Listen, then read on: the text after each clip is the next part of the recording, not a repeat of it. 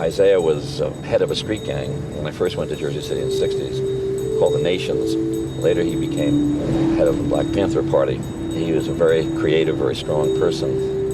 He was eventually murdered in the streets in Jersey City. But when Isaiah was living with other members of the Black Panther Party in a residence that we had acquired not far from, across the street from the church, not far from the church, he came to the house one night and he asked me if I had any picks or shovels. His intention was, which he later started to do, was to dig a tunnel out of the house to another street, so that if the police ever attacked the house, they would be able to escape from there. He would not surrender and fight as long as he could, and then would escape through the tunnel. Isaiah and a couple of the brothers were accused of strafing the 5th Precinct. They were supposed to have machine gunned the 5th Precinct up on Bergen Avenue. Isaiah was involved in violence in his life. He grew up in a very violent time and around violence. And I think that in the end, what he was doing was fighting back against drug dealers in Newark and in Jersey City violently, taking them on because of what they were pushing in the community, pushing a lot of heavy stuff, big-time pushers, not just little guys on the corners. In those days, it was primarily heroin. The destruction that it was bringing to the brothers and sisters really disturbed him. I think he was acting against those who sold. I think it was drug people that set him up, killed him, blew him away with a double-barrel shotgun. Jersey City Black Panthers. This is what they don't like to talk about, but I'ma talk about it. Riding down Jackson Avenue, ain't nothing holy. A Jersey City Black Panther like Isaiah Rowley. A Jersey City Black Panther like I'm David Bell. They fought for what's right in the midst, they brought these pigs hell. None of these police don't represent us well, so they said fuck the police, they hate that pork smell. 64 had Jersey City in the uproar. Power to the people to protect and get lethal.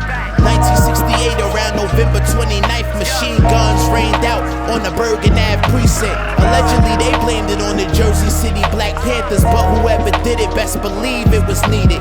The way police treated us, the 1964 riot was because we was heated. Got sick of being beaten in the street and misleading. Word is born, 120 Summit Ave, the Panthers formed and it was on. One love to the Jersey City Black Panthers. Do your knowledge on the Jersey City Black Panthers. Get inspired by the Jersey City Black Panthers. One love to the Jersey City Black Panthers. Jersey City Black Panthers. One love to the Jersey City Black Panthers. Jersey City Black Panthers. One love to the Jersey City Black Panthers. One of the biggest Panther parties was from Jersey City. Isaiah Rowley, Black Panther out of Jersey City. David Bell, Black Panther out of Jersey City. Louie Mays, Black Panther out of Jersey City. Jackie Payton, Black Panther out of Jersey City. Clara Vincent, Black Panther out of Jersey City. David Williams, Black Panther out of Jersey City. Billy Garland, Black Panther out of Jersey City. 93 Summit Avenue, the Panther House. Sandbags in the windows with the guns out, just in case the pigs wanna get it cracking. Even had a gun range in the basement for the action. The walls all black, machine gun slots in them. Prison anti-recidivism.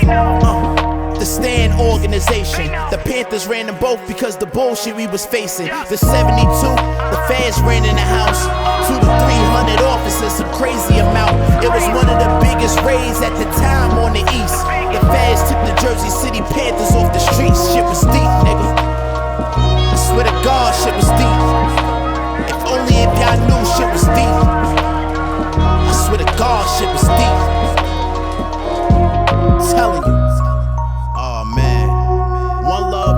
Jersey City revolutionaries, all the Jersey City Black Panthers.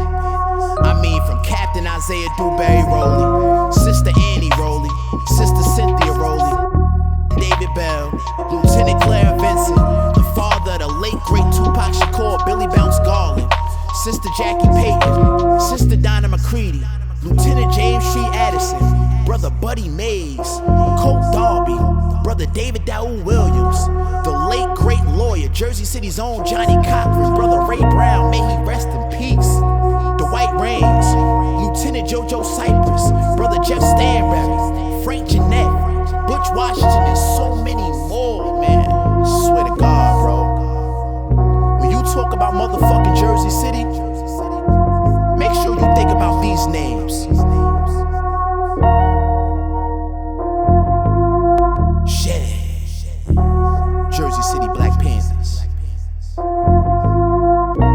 was a reporter for the newspaper here in Jersey City, the Jersey Journal, and myself and another reporter were sent here when the Black Panthers were on the process of vacating to do a story on the neighborhood about how did the people here feel about living with the Black Panthers.